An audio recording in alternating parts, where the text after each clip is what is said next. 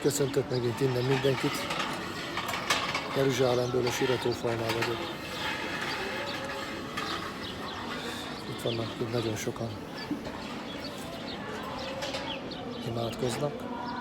Ez a reggeli táj, ez a reggeli idő, ez az imádkozás ideje. Rengetegen itt vannak. Külön vannak a nők, a túloldalon. Mindenki imádkozik. Ugye ki akar, az becsatlakozhat. Most imádkozok mindenkiért, aki kért, hogy imádkozzak érte.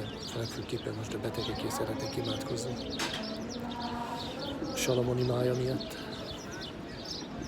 Meg ugye názáreti Jézus Krisztus ígérte, hogy akármit kérünk az ő nevében, ezt megcselekszik. Úgyhogy most imádkozok ezért. Atyám, köszönöm neked, hogy föltámasztottad Jézust a halálból. Ez a bizonyíték, hogy te létezel, Uram. Bárhol megyünk, te ott vagy.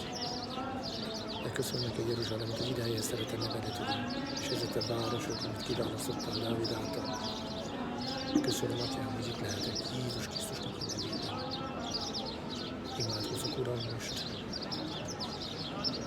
Segítségű hivatott hatalmas nevedet, Jézus, amely névre minden tér meghajol, Uram. Minden betegért. Minden egyes betegért, aki csak ismerek. Imádkozok, Uram, hogy gyógyíts meg őket. Kimondom a neveket, akikre emlékszek, Uram.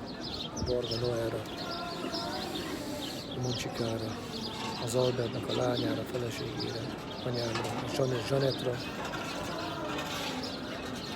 és a családban minden betegért imádkozok, a testvéredek, barátaimért, aki szükségben van, szenved valamilyen betegségben, testi, lelki, szellemi betegségben, nyomorúságban, Uram, látogass meg most, názáreti Jézus, a Szent Szellemed erejével, a feltámadásnak az erejével, töltsd be most a testüket, Uram, mennyiből árasz királyunkat, a erődet, hatalmadat, és rombold le a zöldöknek a betegség igáit, zúzz széjjel ezeket a láncokok igákat, Uram, és gyógyíts meg minden beteget, Uram. Minden beteget szabadíts meg, minden megkötözöttségből, minden igából, gyógyíts meg őket, Uram. Te vagy az Úr, ami gyógyító, megvan írva, hogy a te sebeidben meggyógyultunk, Jézus. Meggyógyultunk a te sebeidben, Uram. Hát, hogy ez jó bizonság legyen mindenkinek, Uram.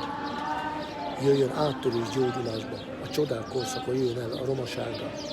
Imádkozok, Uram, hogy a romák megtapasztalják, hogy a gyógyító, szabadító karodat, a te szeretetedet, kegyelmedet megtapasztalják, Uram. Érintsd meg most őket, a beteg testeket, hogy meggyógyulnak, Uram, a feltámadás erejével.